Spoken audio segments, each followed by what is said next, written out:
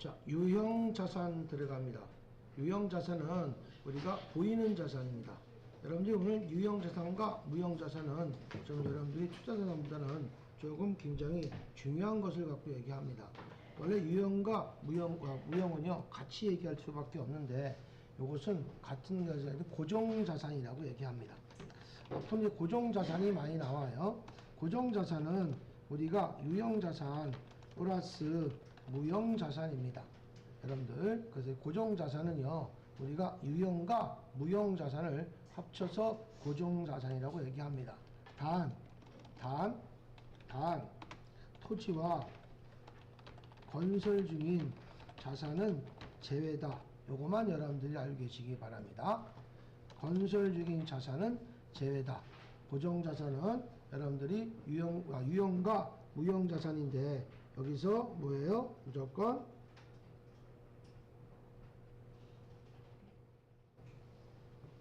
여러분들이 토지와 건설인 자산은 제외다라고 나와 있죠. 그렇죠? 이렇게 여러분들이 이런 식으로 알고 계시기 바랍니다. 이해가십니까? 됐어요?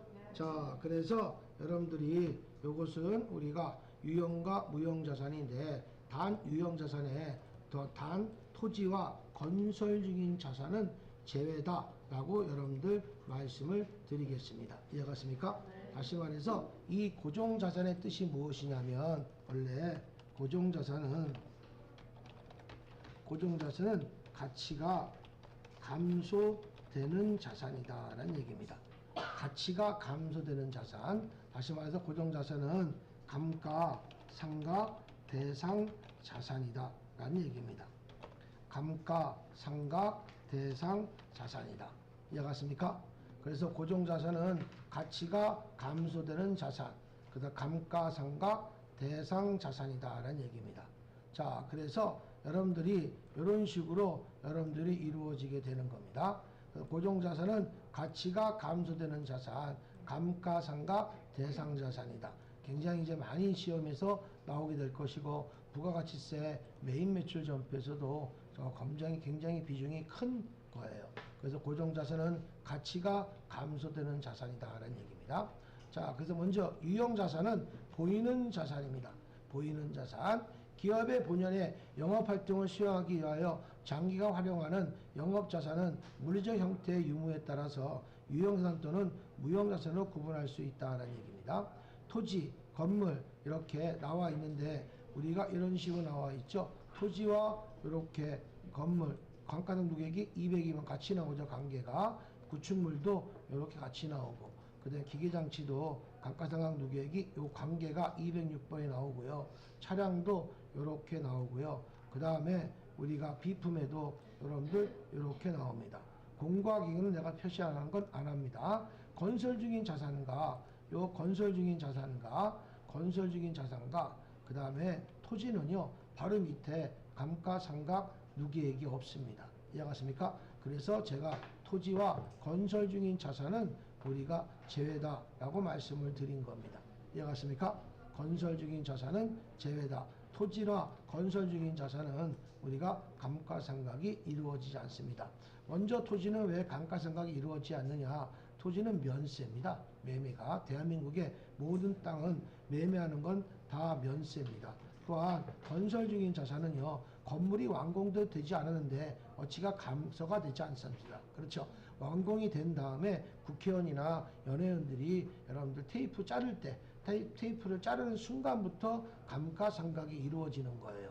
그래서 건물도 완공도 안 됐는데 가치가 감소될 수는 없지 않습니까? 그래서 토지와 건설 중인 자산은 우리가 이렇게 이루어진다라는 얘기입니다.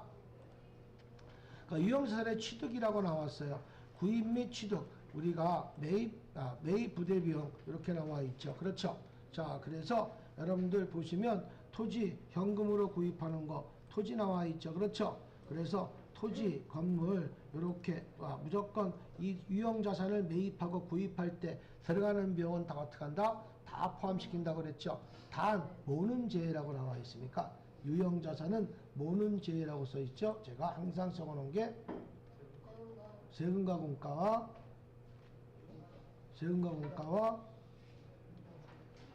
페이지 수 읽어보세요. 거기 3페이지에 3페이지 왼쪽 하단부 박스 거 친 거 있죠? 단 유형자산 구입 시 세금과 공과도 제외고 유가증권도 제외다라는 얘기입니다. 이해가십니까? 그거 잘 보시면 됩니다. 그 유가증권이 어떤 거냐? 문제 5번부터 하겠습니다. 차량을 구입하면서 공정가액 얼마 70만 원 공채를 현금 100만 원으로 취득하였으며 해당 공채는 매도가증권으로 분류한다라고 나와 있어요. 그렇죠? 자, 그래서 내가 차량을 구입하는데 공정가액이 얼마나 했습니까? 70만 원의 공채를 현금 얼마 주고 취득했어요? 100만 원 주고 취득했습니다. 그래서 해당 공채는 요 말이 안 나오면 해당 공채는 매도가지고 분류한다 이런 말이 없으면 그냥 차변에 차량 운반구 100만 원 대변에 현금 100만 원이라고 분기합니다. 그런데 거기에 유가증권은 요 공채 가격 70만 원은 뭘로 처리하라고 나왔습니까? 매도 70만 원. 70만 원은 우리가 매도 가능 증권으로 분류가 된다고 그랬어요. 그렇죠? 매도 가능 증권으로 분류가 된다. 그래서 그러면 나머지 30만 원은 뭐가 되겠어요? 그 차액만 유형 자산으로 분계가 이루어진다. 건물이면 건물, 기기장치면 기기장치, 차량 운반구면 차량 운반구 이렇게 차액이 벌어지는 거예요. 그 답안지 보시게 되면 차변에 매도 가능 증권 178번입니다. 실기할 때는 123번을 하지 않는다. 그래서 70만원, 차량 운반구 30만원, 대변에 현금으로 분계가 이루어지게 되는 겁니다. 이해가십니까? 이렇게 이루어지는 거니까 여러분들 자, 그 다음에 보시게 되면 연구산업은 또 볼게요. 자산으로부터 토지를 1억 5천에 구입하고 현금 5천만 원을 지급하고 나머지 금액은 이번 달 말일날 주기로 하다 이렇게 나왔습니다. 이해가십니까? 자, 토지를 구입하는 거죠. 그럼 차변에 토지 얼마? 1억 5천에 구입했으니까 차변에 1억 5천이죠. 대변에 뭐가 되겠습니까? 현금으로 지급하고 나머지는 어떻게 했대요? 외상 카드로 했다고 해도 이거는 일반적인 선거래가 아니기 때문에 외상으로 하던 카드로 하던 어음으로 하던 다 미지급금으로 처리가 되겠죠. 그렇죠? 자, 그 다음에 문제 2번 거 예제 1번에 토지를 취득 신고하고 관련 취득세, 등록세 1000만원과 70만원을 현금으로 납부하다 이렇게 나왔습니다. 취득세, 등록세는 우리가 매입할 때 모든 비용 다 포함시키는 거죠. 단 세금과 공가, 세금과 공가 여러분들 3페이지 오른쪽 한번 읽어보겠습니다. 세금과 공가 다 같이 읽어볼게요. 시작. 재산세, 면허세, 자동차세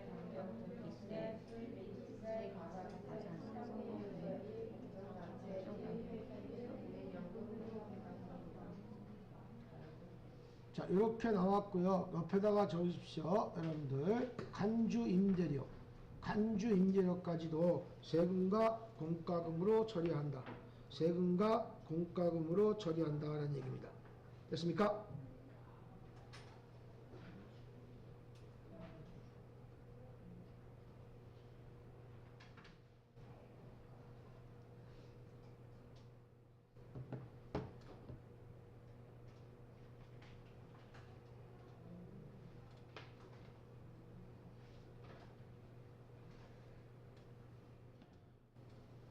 됐어요? 자, 이렇게 보시면 되겠고 그 다음에 그래서 여기 취득세 등록세는 토지로 포함시키는 겁니다. 세 번째 거 토지를 구입하면서 위에 건물을 철거할 때 철거 비용도 다 토지에 포함시키는 거죠. 하여튼 세금과 공가 모르시면 어렵고 자본화 대상 자산의 뜻을 잘 모르시면 분기하기가 어렵습니다. 이해가십니까? 요거는 4번은 뭐가 되겠어? 재산세죠? 재산세는 세금과 공과금으로 처리한다. 이해가십니까? 아무 말이 없으면 다 800번대 공장, 생산, 제조가 나오면 500번대 세금과 공과금으로 처리가 됩니다. 이해가십니까? 이렇게 가신 거예요. 그 다음에 토지와 건물의 일괄 취득입니다. 계산기 준비하시고요. 이건 계산기 없으면 못합니다. 이것도 예상 문제입니다. 토지나 건물을 동시에 취득하면서 별대 구분 없이 구입했더라도 장부에서는 별도로 등록해야 된다라고 나와 있어요. 자, 토지나 건물을 합쳐서 8억 주고 샀어요. 8억 주고 그렇기 때문에 8억을 주고 샀기 때문에 8억에서 일가 구입했다고 그랬으니까 8억을 구입했지만 각각 토지는 2억, 건물은 3억으로 우리가 공정가액으로 나라에서 정해준 금액이 나와 있기 때문에 8억을 건물과 토지를 나눌 수가 없잖아요. 그럼 어떤 것으로 공정가치로 나눠줘야 되거든요. 안분을 내야 됩니다. 그 8억 곱하기 어떻게 되겠습니까? 여기서는요. 공정가의 합계. 공정합계가 얼마입니까? 합쳐서. 그 다음에 이거를 내가 어디로 배부할까요? 토지로 먼저 할까요? 건물로 할까요? 토지 합계가 얼마 나왔어요? 2억 나와 있죠? 요거를 이렇게 올려줘야 되겠죠? 이렇게 올려줘야 여러분들 계산하니까 얼마가 나오는지 요건 토지액의 안분 계산이 나오겠죠? 토지 안분한 거죠. 그 다음에 마찬가지예요. 여기도 8억 곱하기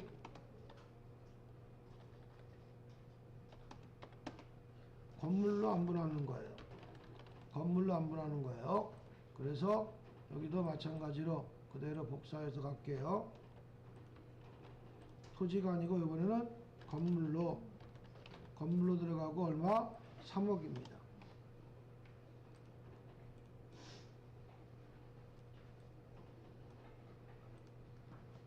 이렇게 해서 안분해서 우리가 계산해서 8억 곱하기 2억 나누기 5억이죠.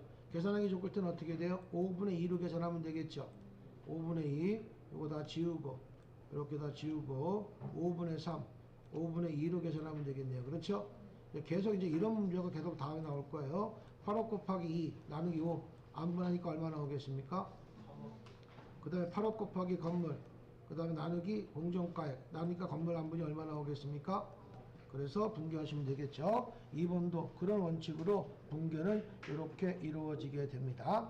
이거 여러분들 꼭 예상 문제니까 신경 많이 쓸 수 있도록 하세요. 앞으로 계산은 다 안분하면서 다 하실 거예요.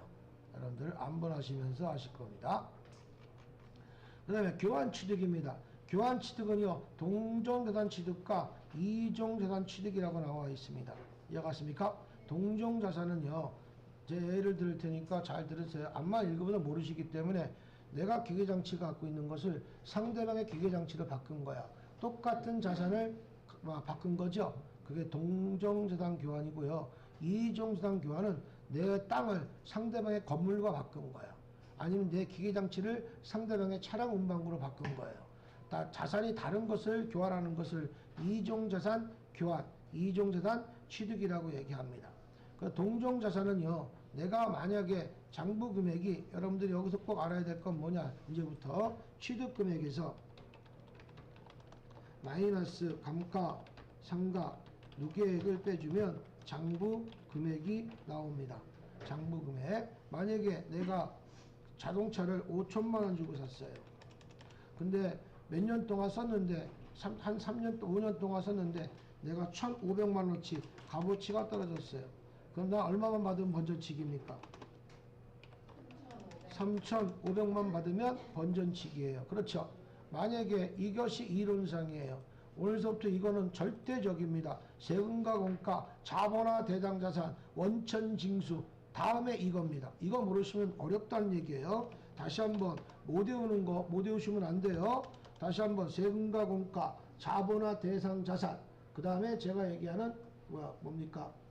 세금과 뭡니까?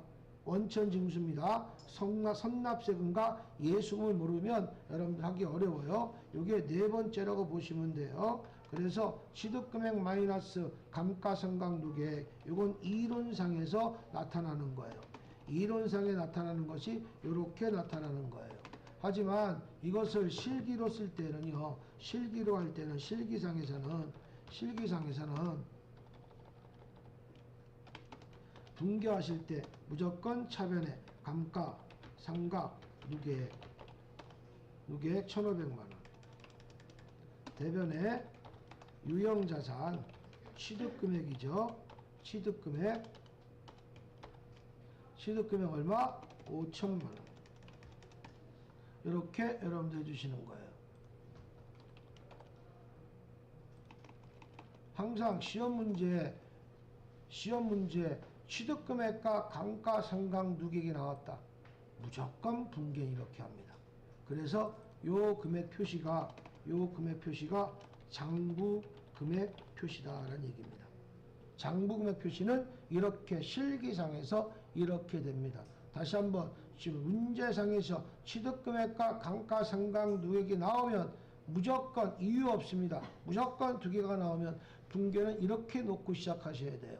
차변에 감가상각 누계, 대변에 기계면 기계, 건물이면 건물, 알겠습니까? 차량이면 차량, 여러 가지가 있겠죠. 그렇죠? 그런 것들을 갖고 여러분들이 해주시는 겁니다. 이해가십니까? 됐어요? 자, 이런 식으로 내가 여러분들한테 말씀드린 거, 이거는 처음이지만 더 두 번 다시 내가 리바이벌 하지 않습니다. 이제는 여러분들 공부는 제가 너무 내가 왜 이렇게 분위기를 잡았냐, 내가 너무 농담을 많이 했다는 것 같아서 느껴져서 좀 거꾸로 들어와서 제가 이제 농담을 안 하려고 합니다. 그래서 제가 좀 여러분들한테 수업만 하고 내가 좀 실없는 수업이 돼버렸어. 그래서 저는 뒤에 뭐가 들어오면 제가 수업은 그냥 정석으로 수업할 수밖에 없어. 나도 좀 재미나게 수업하고 싶은데 그게 좀 과했나 봐. 내가 개인적인 얘기도 하고 그래서 그게 듣기가 좀 어려우셨나 봐. 뭐 재미도 없었고 그랬나 봐. 그래서 저는 수업만 하니까 그렇게 알고 모르시는 거 물으면 저한테 개인적으로 물어보시기 바랍니다. 그래서 저는 이렇게 좀 저한테 개인적으로 직접 와서 얘기하면 좋은데 뭐 행정 쪽이나 이렇게 얘기해도 전달이 되면 굉장히 듣는 사람도 기분이 나빠요. 그렇죠? 그래서 저도 그냥 수업만 챙겨갈 거니까 제가 농담은 웬만하면 안 하려고 합니다. 알겠습니까? 최대한으로 내가 자제할 테니까 그렇게 알고 계시기 바랍니다. 자, 그래서 여러분들은 요거는요, 이 실기상에서 요거는 우리가 취득금액 마이너스 감가상각 누계액을 빼주면 장부금액이 나온다는 거. 알겠습니까? 요것은 이론상에 나오는 거지만 우리가 항상 이런 세계 나오면 차변의 감가상각 누계, 대변의 유형자산이라고 하는 것은 기계나 토지나 뭐 건물이나 토지는 없겠죠. 감가상각 안 하니까.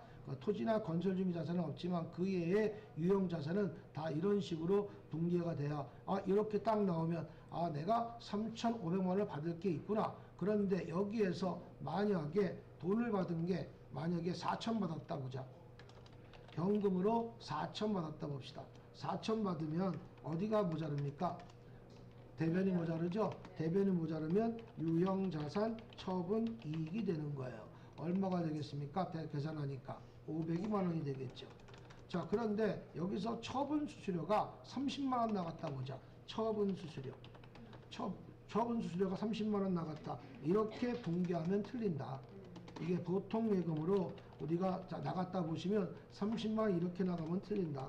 우리가 처분 수수료는 쓸 수가 없다. 그래서 제가 이거 대신 요 수수료가 빠진 상태에서 우리가 요거는 수수료 빼야 되겠죠? 그럼 어느 쪽에다가 요 수수료는 여기다 포함시키는 거야. 여기 내가 이익 받지만 수수료 내가 한 거 있죠? 그래서 여기다가 빼줘서 얼마가 되는 거야. 앞으로 이런 식으로 분계가 되는 거예요. 만약에 처분할 때 수수료가 나면 이익에다가 이렇게 빼주는 겁니다. 만약에 또한 반대로 우리가 손실을 봤어. 예를 들어서 손실을 봤다 봅시다. 4천만 원 받은 게 아니고 3천만 원을 받았다 봅시다. 3천만 원 받으면 우리가 얼마만큼 손해봤습니까? 유형자산, 처분 손실이 이렇게 차변에 오겠죠. 그렇죠? 자, 얼마가 되겠습니까? 500만 원이 돼요. 500만 원이 되는데 처분 수수료 30만 원을 보통이 납부했대요. 이 처분 수수료 우리가 쓰지 못한다.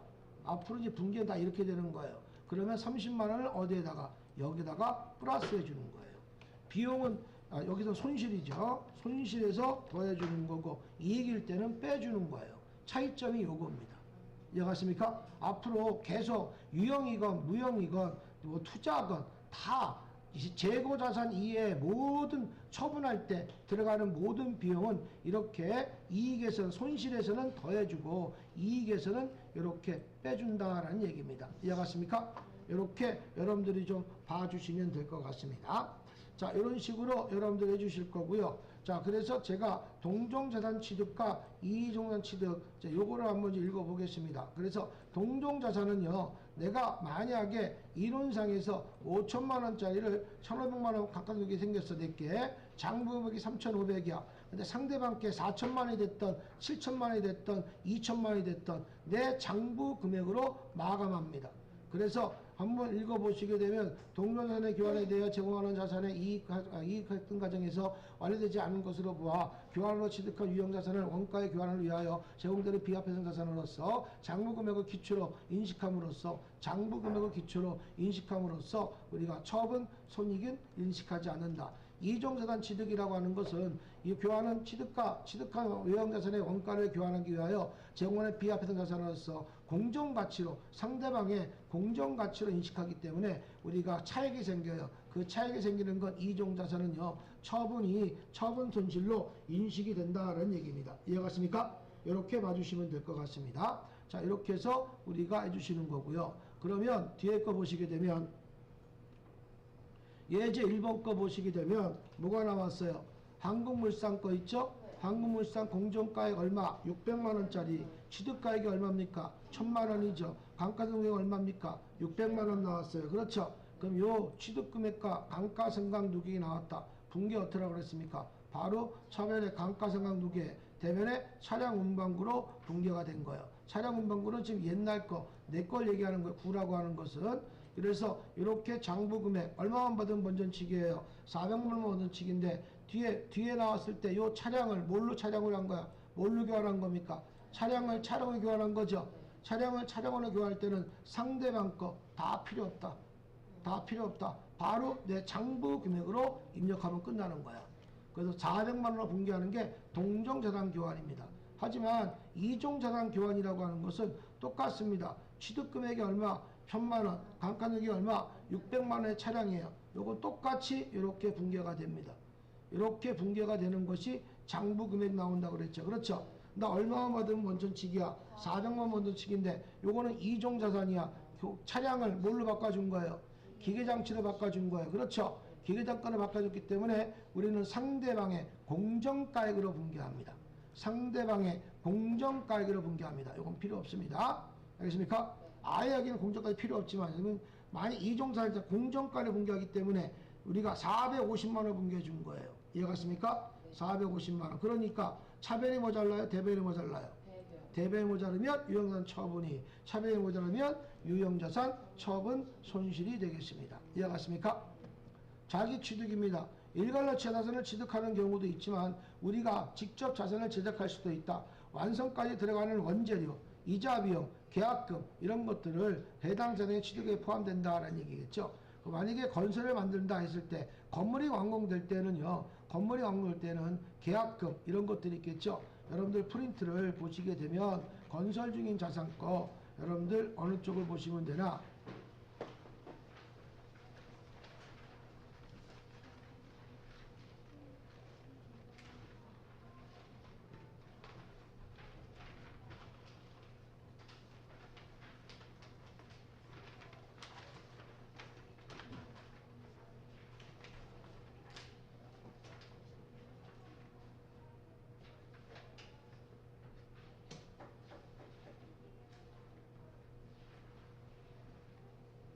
없네. 그냥 건설 중인 자산, 건물이 완공될 때까지 들어가는 계약금 여기 써 있죠? 요거다. 뭐 들어가는 원재료, 이자 비용, 계약금 이런 것들 또 내가 돈을 빌려서 내가 만약에 5층짜리, 10층짜리 건물 짓다 보면 돈이 없어서 은행에 대출을 받았어. 차입금 이런 것까지 다 건물이 완공될 때까지 들어가는 계약금은 선급금으로 분개하면 안 돼요. 이자도 분개하면 안 됩니다. 다 건설 중인 자산을 분개한다라는 얘기입니다. 그래서 아성기업의 건물 착공과 동시에 계약금 얼마 4천만 원을 보통계획 이체 지급하였대요. 그렇죠? 자본화 대당 조건을 갖췄다고 나왔네요. 그렇죠? 자본화 대당 조건을 갖췄다는 것은 그 해당 자산에 포함시킨다는 얘기인데 여기는 아직 건물이 완공이 안 됐잖아요. 그래서 우리가 건설 중인 자산이라는 우리가 자산을 표시하게 되는 거예요. 그래서 건설 계약금이라고 해서 선급금으로 분개하면 안 된다. 건물이 완공될 때까지는 계약금, 이자 이런 것들 다 차입금까지도 건설 중인 자산으로 분개가 이루어진다는 얘기입니다. 이해갔습니까? 그 다음에 예제 2번 거 요것도 마찬가지예요. 차입한 자금에 대한 이자 비용이라고 나왔죠. 차입금 자체도 이자 비용도 다 뭡니까? 건설 중인 자산으로 이루어진다. 자본화 대상 조건을 갖췄다고 나와 있습니다. 이해갔습니까? 그럼 해당 자산에 다 포함시킨다. 하지만 자산이 없기 때문에 건설 중인 자산은 건설 중인 자산이라는 개정 과목으로 우리가 항상 먼저 해준다. 건물이 완공되면 그때 건물이 완공되면 차변에 건설 중인 자산은 요 5천만 원을 무슨 변을 갖다가 대변에 보내고 차변에 건물 5천만 원으로 우리가 이루어지게 되겠죠. 이렇게 이루어지게 되는 겁니다. 무상취득입니다. 무상취득이라고 하는 것은 회사의 대주주 독도가 취득가에 1억, 감가상각액이 7천, 공정가액이 6천만 원의 건물 등을 무상으로 증여받았다 이렇게 나왔습니다. 자, 무상으로 증여받았다. 밑줄 보세요. 무상으로 증여받은 것이 자산 수중 이익이라고 합니다. 무상으로 대가성 없이 무상으로 증여받을 때는 항상 공정가치로 받습니다. 항상 공정가치로 받습니다. 공정가치로 우리가 증여받는 겁니다. 그런데 요거는 받는 사람은 공정가치로 분개하고요. 그 다음에 지급하는 사람은 기부하는 사람은요. 기부하는 사람은 무료로 주는 기부하는 사람은 취득가액으로 분개합니다. 기부하는 사람은 취득가액으로 분개합니다. 한 예를 들을게요.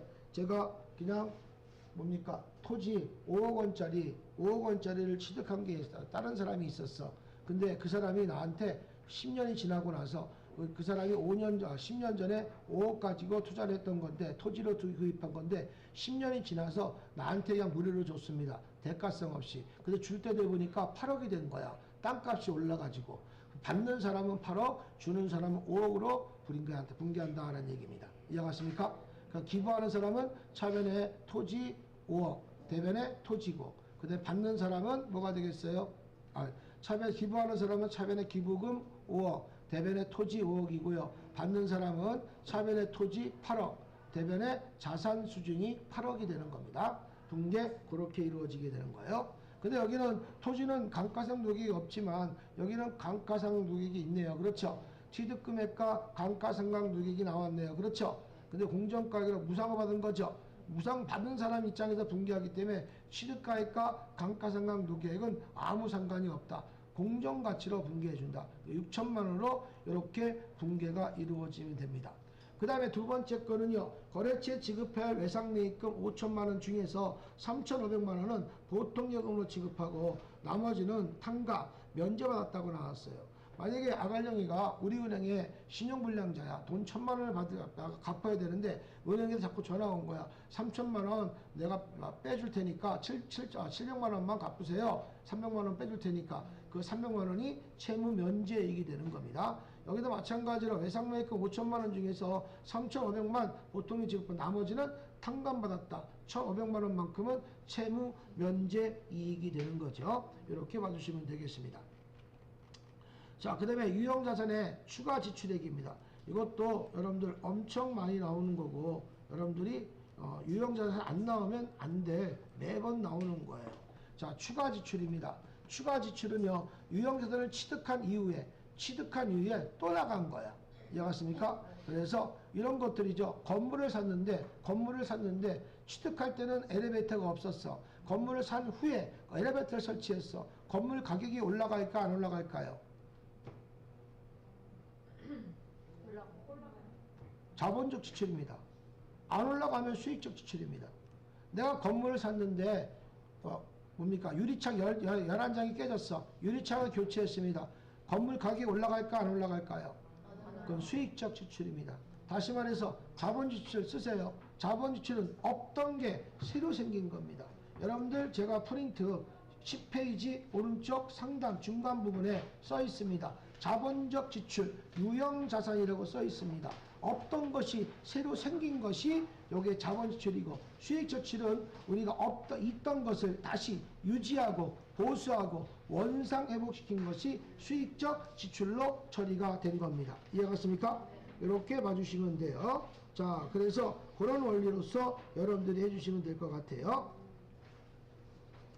자, 그래서 그런 원칙으로 여러분들이 해주신 거니까 봐주셔서 자본적 지출과 수익적 지출 구분이 이루어져야 됩니다. 이해갔습니까? 그래서 자본 지출은요, 거기 써 있는 것처럼 보유 중인, 여기 나온 것처럼 보유 중인 자산의 가치를 증가를 위한 지출로서 내용연수가 증가되고, 내용연수는요, 대한민국에서는요, 한번 건물을 잡으면 20년을 초과할 수가 없습니다. 아파트를 설립해도요, 20년을 초과한 다음에 20년이 지나면 다시 또 리모델링 시켜서 20년을 또 추가로 줍니다. 한꺼번에 40년, 50년 주지 않습니다. 또 리모델링 시켜서 10년, 15년 줘서, 내가 알기로는 재건축 대상은요, 최하 55년이 지나야 재건축 대상의 아파트가 됩니다. 그렇다고 55년 된다고 다 재건축들 해주는 게 아니고, 상황 분석에 따라서 대상이 될 수 있는 조건이 55년으로 알고 있습니다. 55년이 지나야 어떤 년도는 60년도, 70년도까지도 가는 경우도 있어요. 그래서 55년도에 돼야지만 아파트는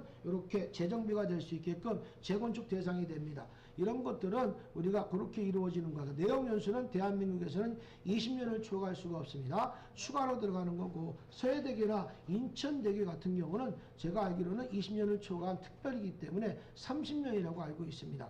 그래서 그거는 특정해서 좀 유별나게 국가에서 별도로 지정해 준 거지, 우리가 기업회 기준에서는 내용연수는 20년을 초과할 수가 없다. 시험 문제 엄청 잘 나와요. 20년을 초과할 수 없다라는 얘기입니다. 용도가 변경됐거나 증축이라고 하는 것은 여러 가지 우리가 5층짜리 위에다가 뭡니까? 옥상이 있는데 옥상에다가 가건물을 지었어. 이런 증축이겠죠. 냉당방 설치 같은 거. 5층짜리 건물을 샀는데 우리 냉당방이 하나도 없었어. 그냥 에어컨을 따로따로 설치했단 말이야. 지붕에다가 우리가 냉당방이 설치했었어. 이것도 자본 지출에 해당이 됩니다. 또한 엔진 교체, 차량을 우리가 교체했다는 게 아니고, 엔진을 교체한 것은요, 차량을 교체한 거와 똑같은 겁니다. 그래서 이거는 엔진 교체한 건 차량 유지비가 아닙니다. 엔진 교체는 차량을 바꾼 거나 마찬가지예요. 그래서 엔진 교체는 차량을 바꾼 거다. 그래서 이거는 자본적 지출에 해당이 됩니다. 나머지 수익적 지출은요, 유지하고 보수하고 원상 회복시킨 것들을 이렇게 이루어지는 겁니다. 그래서 수익적 지출은 다 수선비로 처리하집니다. 하지만 제가 말씀드렸지만 개별 소비세가 있어서 차량 운반물은 차량 유지비라는 개정 과목으로 우리가 분계가 이루어져야 됩니다. 이해가 됐습니까? 그래서 차변의 차량 유지비는 개별 소비세가 있어서 차량만큼은 수선비라는 개정 과목을 쓰지 않고 특정 개정 과목인 차량 유지비로 처리해 줍니다. 차량 유지비에 포함되는 건 벌금, 과태료까지도 차량 유지비에 해당이 되는 거고, 또 한 가지 이루어지는 것은 어떤 거냐? 차량 유지비는요, 엔진 교체를 제한, 내비 교체를 수리했거나, 엔진 오일을 갈았거나, 기름을 넣거나, 아니면 빵꾸를 떼었거나, 여러 가지 등등이 있겠죠. 그렇죠? 그런 것들은 다 차량 유지비로 해줍니다. 수선비로 해주면 틀립니다. 다시 한번 차량 유지비로 해주는 이유는 개별 소비세, 차량에 대해서는 개별 소비세가 있어서 수선비라는 개정 과목을 쓰지 않고 특정 개정 과목인 차량 유지비로 씁니다. 내가 특정 개정 과목 4가지 얘기했죠. 세금과 공과, 기업 의무 추진비, 그 다음에 지금 얘기하는 차량 유지비, 그 다음에 앞으로 배울 유동성 장기 부채, 4가지가 절대적으로 별도의 개정 과목으로 별도로 분계한다. 요 4가지는요, 어디도 합치지 않습니다. 자, 그래서 그런 식으로 여러분들이 봐주시면 좋을 것 같습니다. 이해가십니까? 자, 그 다음에 거기 보시면 공장 건물, 여기 보시면 그래서 분계를 한다면 외벽에 페인트칠을 벗겨놔서 현금 1,000만 원을 지불하고 도색 작업을 했대요. 수익적 지출을 처리했다고 그랬죠? 수익적 지출은요, 요것은 뭡니까? 요건 수선비로 분계해 주는 거죠. 건물이기 때문에. 단 공장 건물이기 때문에 수선비는 제조원가 500번대로 이해해 주는 겁니다.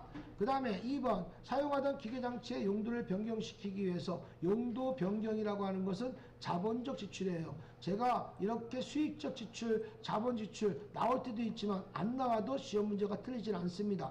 원래 안 주어지는 게 정상이에요. 시험 볼 때는요. 그래서 용도 변경이 됐을 때는 자본 지출을 처리한다. 그래서 기계장치로 우리가 움직여준다라는 얘기입니다. 이해가십니까?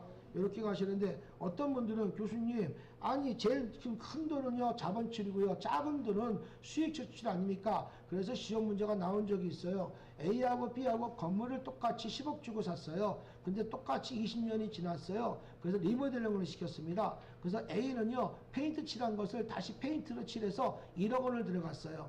근데 B는요, 페인트 칠한 것을 대리석으로 돌렸어요. 근데 8천만 원 들어갔어요. 어느 쪽이 자본 지출일까요?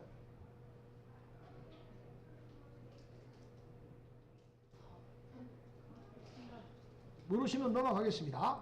자, 그러면 3번 문제 거 보겠습니다. 사용하던 비영업용 승용차와 고정으로 수리하기 위하여 200만 원은 당사 신용카드로 지급했대요. 그렇죠? 여기는 뭐라고 나왔습니까? 우리가 승용차 수리한 거죠. 그렇죠? 수리한 거기 때문에 수선비라고 분개하면 돼요? 안 돼요? 안 돼요. 차량 유지비로 처리해 줍니다. 이해하셨습니까? 근데 왜 800번대예요? 비영업용 승용차니까. 여기서 문제 예상에서 공장, 생산, 제조가 안 나왔기 때문에 됐습니다. 아까 얘기했던 우리가 A, B는요, 8천만 원은 자본 지출이고요. A 거는요, 1억을 다시 1억 주고 페인트를 칠한 건 자본 지출이 아닌 수익적 지출이고요. 페인트를 대리석으로 돌렸을 때는 다른 거로 돌렸기 때문에 적게 돌렸어도 B가 자본적 지출이 되는 겁니다. 유형자산의 감가상각 처분입니다. 자, 유형자산의 평가, 감가상각이라고 나와 있네요. 그렇죠? 감가상각, 토지를 제한 건물, 구축물, 그 다음에 건설 중인 자산도 제외합니다. 감가상각은 토지하고 건설 중인 자산은 안 한다라고 말씀을 드렸습니다. 그래서 건물, 구축물 이런 것들은 다 유형자산은 우리가 평가를 하게 됩니다. 시대 경과에 따라서 그 가치가 점차적으로 감소되는데 이와 같이 가치가 감소액을 감가라고 하고 그 다음에 기말결산 시 이를 비용으로 계산하는 것을 감가상각비라고 하며 해당 유형자산의 장부가액을 감소시키는 절차를 감가상각이라고 한다. 감가상각의 3요소라고 나와 있네요. 감가상각의 3요소는요. 취득원가, 내용연수, 잔존가액 이렇게 세 가지로 구분이 됩니다. 취득원가와 내용연수와 잔존가액 이것은 여러분들이 감가상각의 3요소가 됩니다. 취득원가라고 하는 것은 유형자산의 구입값과 부대비용, 공인중개수수료, 부대비용 다 포함시키는 거예요. 정지비용이 됐든 뭐가 됐든 다 포함시킵니다. 수수료뿐이 아니고요. 그 다음에 아까 얘기한 자본지출까지 다 포함시킨 겁니다. 내용연수도 유형자산은 평균적으로 내용연수는 몇 년을 초과할 수가 없다? 20년을 초과할 수가 없다. 그래서 경제적 수명에 수명되는 사용연수를 말한다. 잔존가액은요, 내용연수에 종료한 후에 처분 시 추정되는 처분 예상액입니다. 건물을 내가 만약에 처분한다. 건물을 내가 폐기 처분한다. 건물을 폐기 처분할 때는 어떻게 되겠습니까? 거기에 있는 유리나 철근 같은 거 이런 것들이 다 잔존가액이 됩니다. 만약에 재고자산으로 잔존가액을 얘기하겠다. 재고자산이면 내가 컴퓨터를 팔다가 50대가 남았어. 그 50대가 잔존가액이다. 알겠습니까? 팔다 남은 물건도 그것도 잔존가액이란 얘기입니다. 알겠습니까? 하지만 여기는 재고자산이 아닌 유형자산이기 때문에 우리가 잔존가치는 우리가 처분할 때 우리가 추정되는 처분 예상가격을 얘기한다라는 얘기입니다.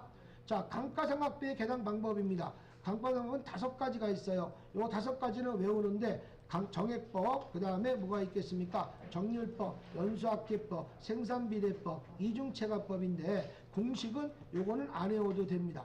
요거는 안 외워도 돼요. 공식은요. 하지만 나머지 3가지는 공식을 외워야 됩니다. 자, 그래서 정액법부터 보겠습니다. 정액법이라고 하는 것은 각 기관마다 일정액을 감가상각하는 방법으로 간단하다는 장점 때문에 가장 많이 쓰이고 있다. 특히 건물의 경우에는 세법상 정액법으로 감가상각하는 것을 원칙을 하고 있다라는 얘기입니다. 이해갔습니까? 그래서 우리가 취득원가 마이너스 잔존가액 나누기 내용연수가 여러분들 꼭 요 공식만 외우면 안 됩니다. 답까지 중요해야 돼요. 답이 1년 감가상각비가 나온다. 이렇게 시험 문제가 끝나지 않고 만약 1년 감가상각비에서 만약에 내가 10월서부터 12월까지 썼어. 그러면 감가상각비 1년치가 나온 거에다가 10월부터 12월까지 썼으면 3개월만 쓴 거네. 그렇죠? 네. 그럼 여기 1년치 나온 거에다 곱하기 12분의 3이 되는 거예요. 이해갔습니까? 8개월 썼다. 여기 1년치 곱하기 12분의 8. 만약에 80일 썼다. 1년치 곱하기 365분의 80이 되는 겁니다. 이해갔습니까? 일수가 나오면 365가 되는 거고 개월수가 나오면 1년에 12달로 12분의가 들어가는 겁니다. 이해갔습니까? 자, 이렇게 보시면 되겠고 그 다음에 정율법. 정률법이라고 하는 것은 여기는 뭐가 나와 있습니까? 여기 나와 있는 것이 자산의 기초 장부가액을 일정 비율로 감가상각비로 산출하는 방법이다 이렇게 나왔어요. 그렇죠? 그래서 취득가액 마이너스 감가상각 누계액 이것이 뭐라고 그랬죠? 제가 아까 얘기해서 뭐라고 그랬죠?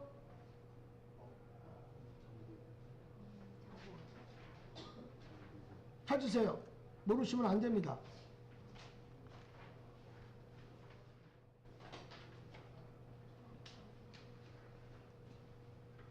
취득금액 마이너스 감가상각 누계액이 나왔어요. 이게 뭐라고 그랬습니까?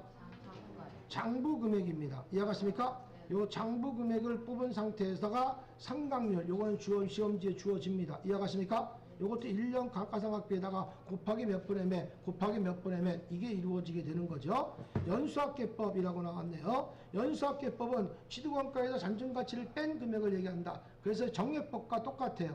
정액법과 요 정률법만 우리가 감가상각 누계액을 빼줘요. 나머지 정액법과 연수합계법은요, 다 뭘로만 이루어진다? 취득가액 마이너스 잔존가액, 취득원가 마이너스 잔존가액, 여기도 마찬가지로 취득금액 마이너스 잔존가액으로 이루어진다는 얘기입니다. 이해갔습니까? 외우기 좋게끔 말씀을 드린 거예요. 그래서 우리가 정률법은 여기 주어지니까 2%면 2%, 3%면 3%, 5%면 5% 주어집니다. 이해갔습니까? 그래서 1년 감가상각비가 나온다. 여기도 마찬가지예요. 여기도 안 적었지만 요거 답은 뭐가 나온다? 1년 감가상각비가 나온다. 이해갔습니까? 감가상각비가 나온다라는 얘기입니다. 이해갔습니까? 됐어요? 요것도 마찬가지입니다. 요것도 1년 감가상각비가 나오는 건데 밑에 것도 다 외울 필요는 없지만 요것도 다 1년 감가상각비, 이것도 다 1년 감가상각비가 나온다는 얘기입니다. 이해가 됐죠? 자, 이런 식으로 이겨야 되는 겁니다. 요것은 여러분들이 페이지 수 몇 페이지를 보시면 되느냐? 여러분들 10쪽에 보시게 되면 여러분들 분명히 이렇게 잘 나와 있습니다. 그렇죠? 취득금액 마이너스 잔존가액 나누기 내역연수를 하세요. 뭐 내역연수분의 취득가액 마이너스 잔존가액 하지 말고 거기에 프린트 나온 것처럼 우리가 정액법 취득원가 마이너스 잔존가치 나누기 내역연수로 우리가 분계가 이루어지면 되겠습니다. 알겠습니까? 됐어요? 이런 식으로 해줄 테니까 여러분들 해주시면 될 것 같아요. 이해가셨습니까? 됐었죠? 자, 보시면 되겠고, 자, 그러면 요거를 가지고 감가상각이 이루어져야 되겠죠? 자, 그래서 우리 감가상각 기량 방법에서는요, 직접법이 있고 간접법이 있어요. 직접법은 대변 걸 보시면 돼. 다 직접법은 유형이면 유형, 무형이면 무형, 직접 빼주는 거예요. 하지만 간접법은 뭐냐? 감가상각 누계액으로 빼주는 거예요. 이해갔습니까? 건물의 감가상각 누계액은 203번이 되겠죠. 그렇죠? 뭐 이렇게 뒤껴서 우리가 걸쳐서 가는 거예요. 그래서 이거는 간접법, 요게 누계법이라고도 얘기합니다. 그래서 해주는데 우리 대한민국의 유형자산은요 다 요걸로 처리해줍니다. 간접법으로 처리가 된다. 무조건 뭘로 처리해준다? 간접법으로 처리한다. 대한민국의 모든 유형자산은 간접법을 채택하고 있다. 그래서 여러분들 보시게 되면 어디에 보시냐